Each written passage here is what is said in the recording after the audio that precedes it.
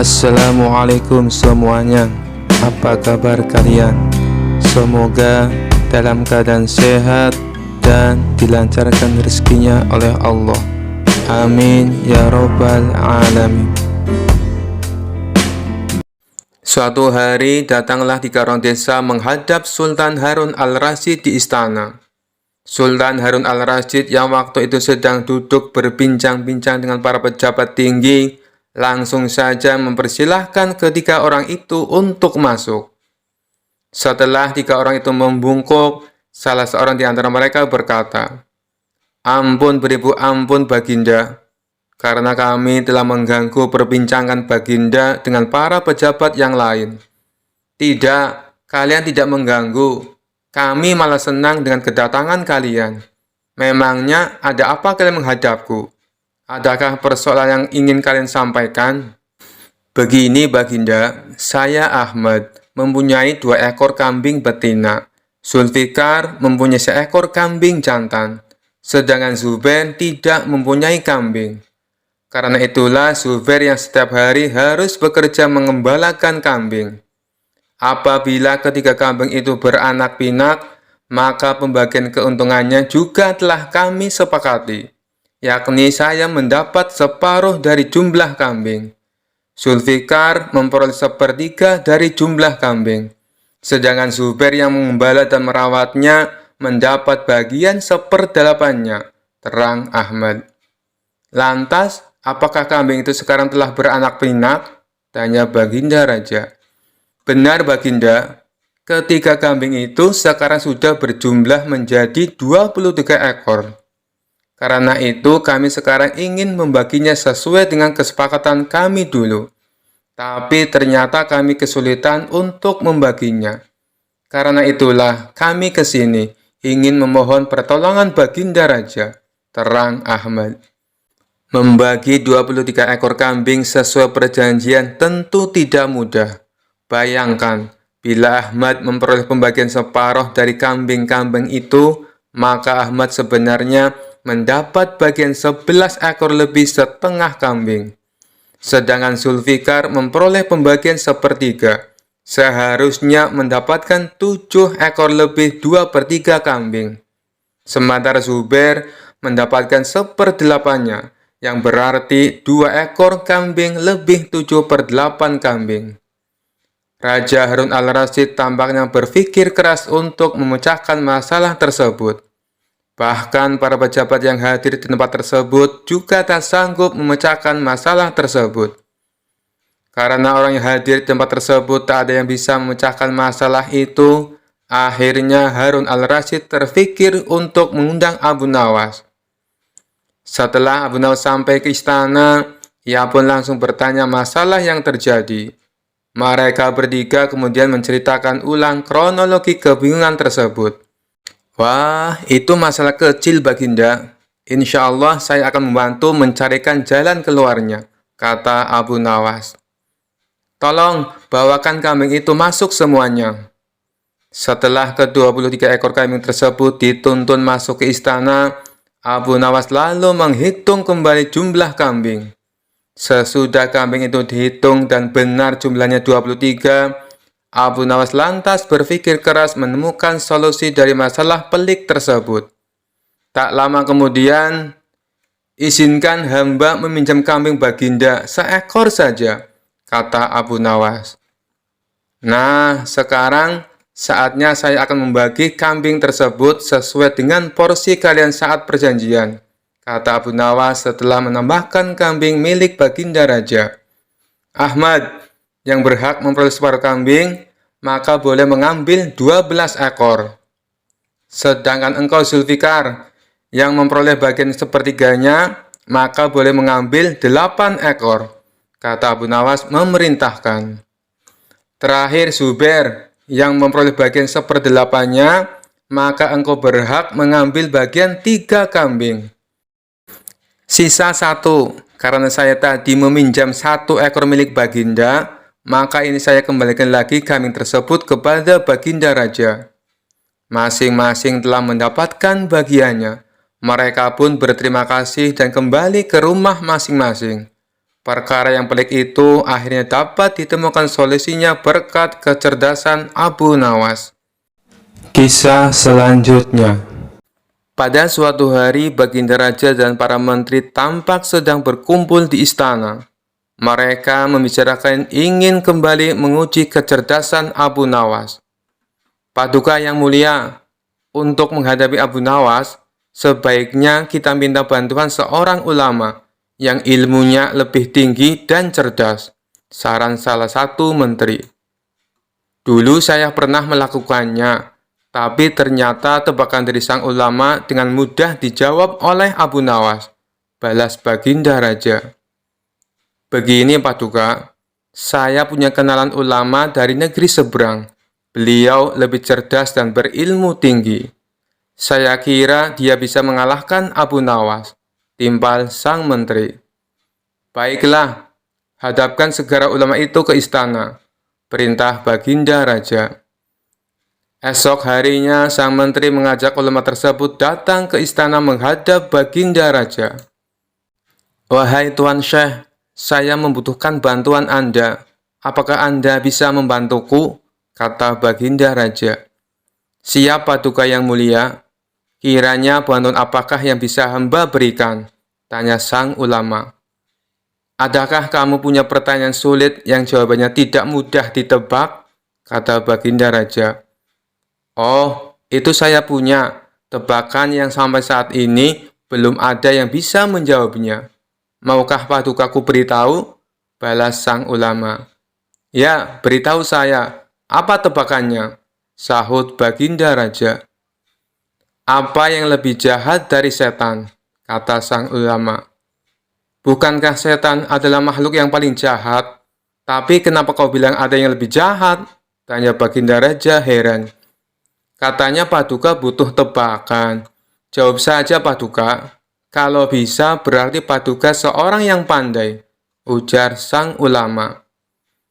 Pertanyaan ini belum pernah aku dengar sebelumnya, dan pasti Abu Nawas tak akan bisa menjawabnya, pikir Baginda Raja.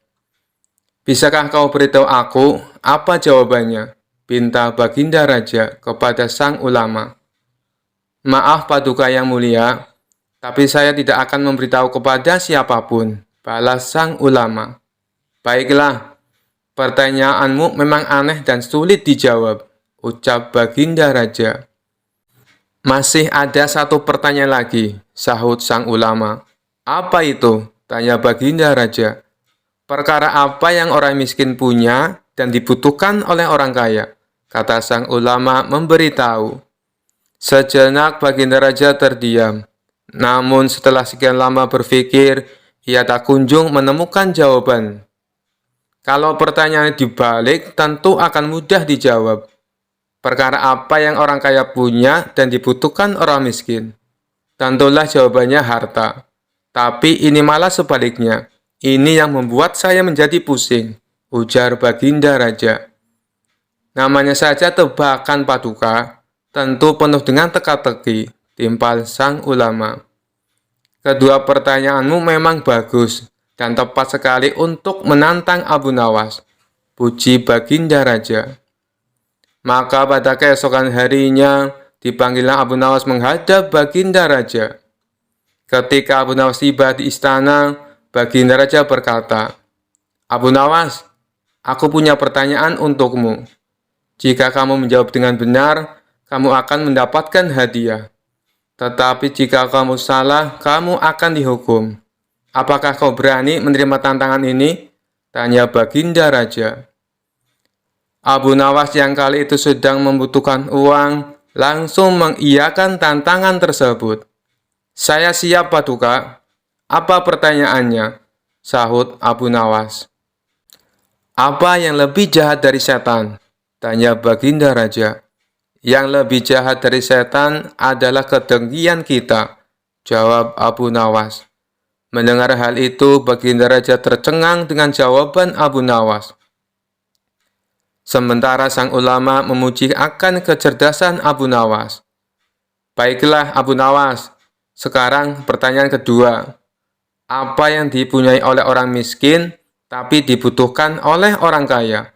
Tanya Baginda Raja. Jawabannya adalah harapan. Karena orang miskin punya harapan, sedangkan orang kaya butuh lebih banyak lagi, jawab Abu Nawas. Untuk kedua kalinya, Baginda Raja dibuat tercengang oleh kecerdasan Abu Nawas. Ia tak menyangka pertanyaan yang dianggapnya sulit dengan mudah dijawab oleh Abu Nawas. Begitu pula dengan sang ulama, ia kembali memuji atas kecerdasan Abu Nawas. Sesuai dengan janji yang diucapkan Baginda Raja, kemudian memberi Abu Nawas hadiah.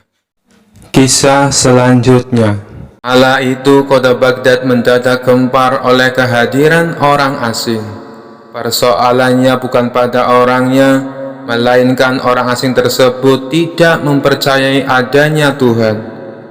Bukan hanya itu, ia juga menantang orang-orang muslim berdebat mengenai adanya Tuhan.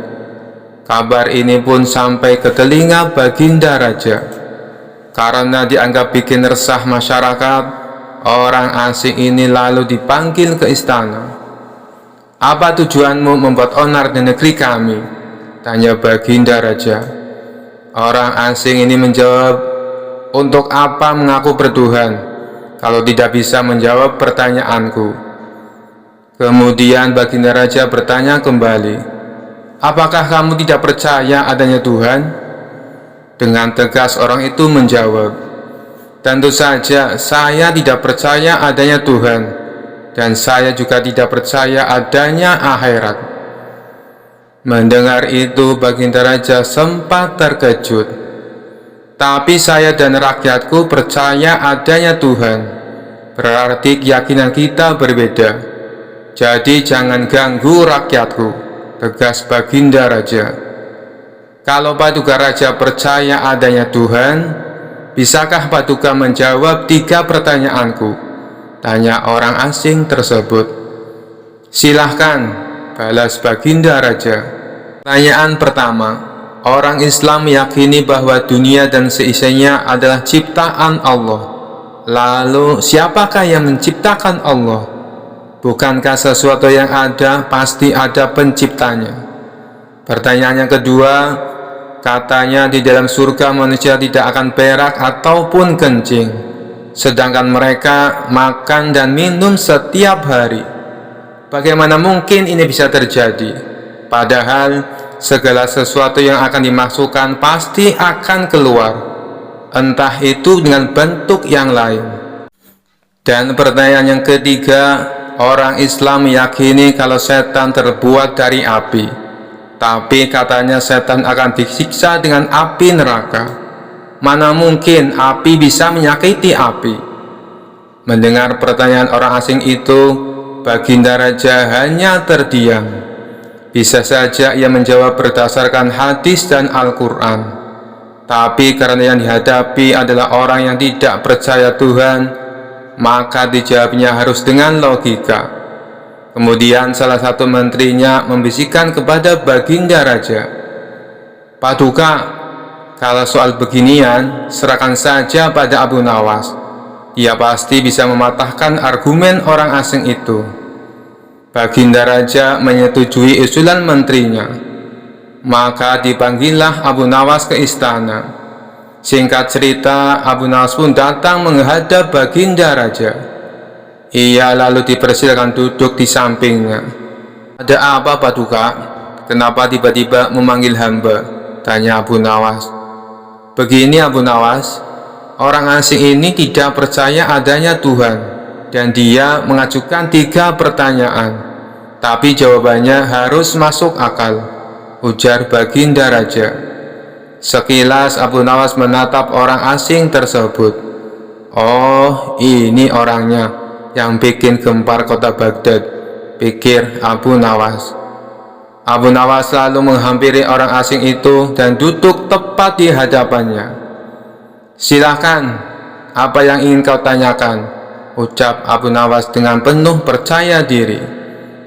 Orang asing tersebut memulai pertanyaannya. Anda sebagai orang muslim tentu percaya bahwa segala sesuatu, baik yang terlihat maupun yang tidak terlihat, pasti ada yang menciptakan. Iya, tentu saja. saya percaya, jawab Abu Nawas. Sekarang saya mau bertanya, siapakah yang menciptakan alam semesta dan seisinya? Tanya orang asing itu. Yang menciptakan alam semesta dan seisinya adalah Allah Tuhan saya, jawab Abu Nawas. Oh, baiklah. Lalu siapakah yang menciptakan Allah? Bukankah tadi Anda mengakui bahwa segala sesuatu baik yang terlihat maupun tidak terlihat pasti ada yang menciptakan? Tanya orang asing itu kembali. Sejenak Abu Nawas terdiam. Ia pun lalu berkata, Anda pasti tahu kalau kami selaku orang Islam mengakui hanya ada satu Tuhan. Kita istilahkan saja Tuhan dengan angka 1. Sekarang gantian aku yang bertanya. Angka 3 berasal dari angka berapa? Tanya Abu Nawas. Angka 3 berasal dari angka 2 ditambah 1, jawab orang asing tersebut. Tepat sekali. Kalau angka 2 berasal dari angka berapa? Tanya Abu Nawas kembali. Angka 2 berasal dari angka 1 ditambah 1, jawab orang asing itu. Benar sekali. Sekarang kalau angka 1 itu sendiri berasal dari angka berapa? Tanya Abu Nawas. Orang itu kaget dengan pertanyaan tersebut. Ia hanya terdiam tak bisa menjawabnya. Kemudian Abu Nawas berkata kembali, pada intinya semua angka pasti ada awalnya. Entah itu angka 5, angka 4, ataupun angka 10. Dan angka-angka tersebut diibaratkan alam semesta ciptaan Allah. Apabila kamu bertanya siapa yang menciptakan Allah, sama halnya saya bertanya dari mana angka 1 itu ada. Kamu pasti tidak akan bisa menjawabnya, jelas Abu Nawas. Orang itu pun langsung terdiam merenungi kata-kata Abu Nawas. Untuk jawabanmu atas pertanyaanku yang pertama masuk akal juga. Sekarang pertanyaan yang kedua. Kalian sebagai muslim pasti meyakini kelak hidup di surga tidak akan berak dan kencing. Padahal di sana kalian makan dan minum setiap hari. Mana mungkin itu bisa terjadi? Jelaskan padaku, tanya orang asing tersebut. Baik, akan saya jelaskan. Selama kamu dalam kandungan rahim ibumu, tentunya kamu makan dan minum, bukan? Karena menurut ilmu medis, seorang janin memakan sesuatu yang dimakan ibunya. Lalu ketika kamu dalam kandungan ibumu selama 9 bulan, apakah kamu pernah berak ataupun kencing? Untuk kedua kalinya pertanyaan orang asing itu bisa dijawab dengan mudah oleh Abu Nawas. Baik, jawabanmu masuk akal. Sekarang pertanyaan terakhir. Kalian sebagai muslim pasti meyakini kalau setan terbuat dari api dan neraka juga terbuat dari api. Tapi yang membuat saya heran, katanya setan akan disiksa dengan api neraka. Mana mungkin api bisa menyakiti api? Itu hal konyol yang pernah saya dengar, ujar orang asing tersebut. Bisakah kamu menjelaskannya? Tanyanya kemudian. Sebelum aku menjawab pertanyaan yang terakhir, aku ingin kita saling berjanji. Apapun jawabannya, kamu tidak boleh marah, pinta Abu Nawas. Tentu saja saya tidak akan marah, apalagi kalau jawabannya masuk akal, balas orang asing tersebut. Tiba-tiba Abu Nawas menampar pipi orang asing itu dengan sangat keras. Baginda Raja dan orang-orang yang hadir terkejut dibuatnya. Hei, apa-apaan ini? Kalau tidak bisa menjawab, jangan emosi. Apalagi sampai main pukul kayak gini, protes orang asing itu. Siapa yang emosi? Itu tadi adalah jawaban saya. Apakah tadi kamu merasakan sakit? Tanya Abu Nawas. Tentu saja saya sakit, jawab orang itu sambil memegang pipinya. Coba kamu perhatikan tangan saya. Bukankah tangan saya terbuat dari tulang dan daging? Begitu juga dengan pipi kamu. Tapi ketika tangan saya ditamparkan ke pipi kamu, kamu langsung kesakitan. Itulah gambaran sederhana. Kalau api neraka bisa menyakiti setan, setan pasti akan merasa kesakitan, meskipun ia sama-sama terbuat dari api, kata Abu Nawas menjelaskan. Orang tersebut lalu terdiam. Ia tak bisa membantah argumen Abu Nawas. Sementara Baginda Raja dan orang-orang istana kagum atas kecerdikan Abu Nawas. Kisah selanjutnya. Diceritakan ada seorang musafir datang ke istana menemui Baginda Raja. Ia mengaku punya sebuah teka-teki yang tidak pernah terpecahkan oleh siapapun. Baginda Raja yang memang suka dengan permainan tersebut meminta si musafir untuk menunjukkan teka-tekinya. "Apakah teka-tekimu berupa pertanyaan?" tanya Baginda Raja. "Bukan, Paduka Yang Mulia," jawab si musafir. "Baiklah, coba tunjukkan padaku. Barangkali aku bisa menebaknya," balas Baginda Raja. Kemudian si musafir membuat garis lingkaran dengan menggunakan tongkatnya. "Silahkan, Paduka," jawab si musafir. "Apa yang harus aku jawab? Bukankah itu hanya sebuah lingkaran?" tanya Baginda Raja bingung. "Jawabannya bukan dengan kata-kata, Paduka. Tapi Paduka harus membuat garis di antara lingkaran itu," jelas si pemuda. Mendengar hal itu, Baginda Raja bertambah bingung. Akhirnya Baginda Raja mengundang para pejabat istana dan seluruh orang terbelajar untuk menjawab teka-teki yang aneh itu. Akan tetapi, mereka semua tidak ada yang bisa menebaknya. Jangankan untuk menebak, untuk memahami maksud teka-tekinya saja, mereka sama sekali tidak tahu. Hal ini membuat Baginda Raja menjadi marah. "Jika kalian tidak dapat menjawab teka-teki orang ini, maka aku akan berikan seluruh kekayaan kalian kepadanya," ancam Baginda Raja. Seluruh pejabat istana dan orang-orang terbelajar pun mulai gelisah. Lalu mereka meminta waktu 24 jam untuk memahami teka-teki tersebut. Baginda Raja pun menyetujui permintaan mereka. Namun setelah sehari berlalu, mereka masih saja belum menemukan solusinya. "Bagaimana? Apakah kalian sudah mendapatkan jawabannya?" tanya Baginda Raja. "Ampun, Paduka Yang Mulia, kami sangat bingung. Jangankan untuk menjawab teka-tekinya, memahami maksudnya saja kami tidak tahu," jawab salah satu dari mereka. "Tapi saya punya solusinya, Paduka. Sebaiknya kita undang saja Abu Nawas. Saya kira tidak ada seorang pun kecuali dia yang dapat memberikan jawaban dengan tepat untuk teka-teki seperti ini," kata mereka melanjutkan. "Baiklah, sekarang kalian cari Abu Nawas dan bawa dia ke sini," perintah Baginda Raja. Maka mereka pun pergi ke rumah Abu Nawas untuk meminta pertolongan. Di depan Abu Nawas, para pejabat istana ini mengadukan permasalahan yang dihadapinya. "Tolonglah kami, Abu Nawas. Kalau sampai teka-teki ini tidak terjawab, seluruh harta kekayaan kami akan diberikan kepada orang musafir itu," pinta mereka.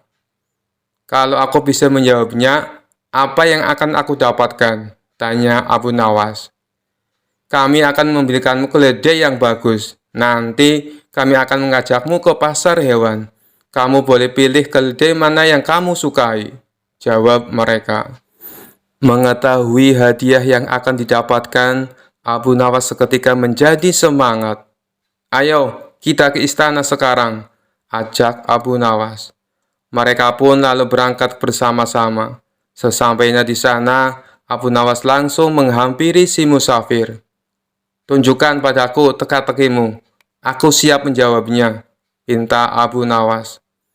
Orang musafir itu segera membuat garis lingkaran dengan tongkatnya. Kemudian menatap Abu Nawas. Tanpa ragu-ragu, Abu Nawas menarik sebuah garis di tengah-tengah lingkaran dan membelahnya menjadi dua. Lalu si musafir membuat garis lingkaran lainnya. Kali ini, Abu Nawas menjawabnya dengan membuat garis dan membelahnya menjadi 4 bagian sama rata. Kemudian Abu Nawas berkata kepada si musafir sambil menunjukkan satu bagian. Satu bagian ini adalah tanah, dan 3 bagian lainnya adalah air. Mendengar perkataan tersebut, musafir itu tahu bahwa Abu Nawas memahami maksudnya. Ia pun memuji kecerdasan Abu Nawas di hadapan Baginda Raja dan para menteri di istana. Akan tetapi, tidak berhenti sampai di situ. Si musafir meletakkan punggung tangannya di atas lantai, dengan jari-jarinya menunjuk ke arah langit. Abu Nawas pun melakukan sebaliknya. Ia meletakkan jari-jarinya ke tanah dan punggung tangannya di atas. Untuk kedua kalinya si musafir memuji Abu Nawas. Lalu ia berkata kepada Baginda Raja, "Paduka Raja harusnya bangga memiliki orang pandai seperti dia." Baginda Raja menjawab, "Aku sungguh bingung dan tidak tahu maksudnya dengan teka-teki yang kau berikan dan jawaban yang Abu Nawas berikan." Kemudian si musafir menjelaskan, "Begini Paduka yang mulia, aku menggambar sebuah lingkaran. Maksudku adalah menunjukkan bahwa bumi adalah bulat." Abu Nawas lalu menjawabnya dengan membelah garis lingkaran itu menjadi 2 bagian. Dia hendak menunjukkan padaku bahwa dia juga percaya bahwa bumi itu memang bulat. Makanya dia membelahnya menjadi 2 bagian untuk menunjukkan arah utara dan selatan. Dan garis lingkaran yang aku buat kedua kalinya, Abu Nawas lalu membelahnya menjadi 4 bagian. Dia juga mengatakan padaku, 1 bagian adalah tanah, dan 3 bagiannya adalah air. Apa yang dikatakan Abu Nawas adalah benar. Dan sewaktu saya meletakkan punggung tangan di atas lantai dengan jari-jarinya menunjukkan arah langit, maksudku adalah untuk menunjukkan pertanyaan tentang tanaman yang tumbuh dan bagaimana tanaman itu bisa tumbuh. Lalu dijawab oleh Abu Nawas, dia meletakkan jari-jarinya menghadap ke bawah lantai dengan punggung tangannya di atas. Maksudnya adalah dia ingin menunjukkan bahwa jawabannya adalah hujan dan sinar matahari. Setelah mendengar penjelasan tersebut, Baginda Raja tak habis pikir. Seumur-umur aku baru tahu teka-teki itu. Ini sangat membingungkan tapi penuh makna dan sama sekali tak terpikirkan olehku. Hanya orang-orang tertentu saja yang bisa menjawabnya, ujar Baginda Raja. Oleh karena itulah, Paduka semestinya bangga. Di negeri Paduka ada orang cerdas seperti Abu Nawas, timpal si musafir. Karena salut dengan kecerdasan Abu Nawas, Baginda Raja memberinya hadiah berupa pundi-pundi uang. Sementara para pejabat istana yang terselamatkan oleh Abu Nawas mengucapkan terima kasih dan membelikannya seekor keledai. Sekian dulu perjumpaan kita kali ini. Sampai bertemu lagi di kisah-kisah selanjutnya. Terima kasih yang sudah subscribe dan setia menonton channel ini. Wassalamualaikum warahmatullahi wabarakatuh.